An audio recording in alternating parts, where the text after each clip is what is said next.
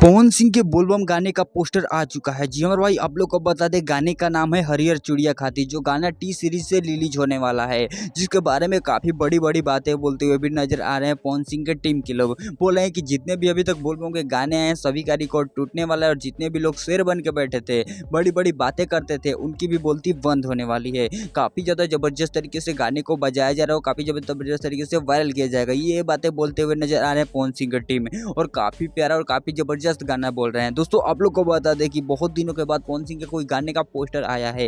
हालांकि महीने महीनों में 2-3 महीने 3-3 महीने के बाद पवन सिंह के गाने का पोस्टर देखने को मिलता है, फिर उसके बाद गाना देखने को मिलता है। काफी ज्यादा लेट गाने लेकर आते हैं, तो इस बार बोलबम का गाना बहुत ही जल्द लेकर आ गए मेरे भाई। आप लोग को बता दें कि बहुत ही जल्द इस सॉन्ग को रिलीज भी किया जाएगा। गाने का नाम है हरियर चूड़िया खातिर, और आप लोग को बता दें, टी सीरीज चैनल को सब्सक्राइब कर लीजिएगा, वो गाना उसी चैनल पर आने वाला है। तो इनके बारे में आप क्या कहते हैं, कमेंट करके जरूर बताइएगा, और इनसे अपडेट पाना चाहते हैं तो चैनल को सब्सक्राइब कर लीजिएगा। मिलोगे इस नए वीडियो में किसी नए टॉपिक के साथ, तब तक के लिए बाय।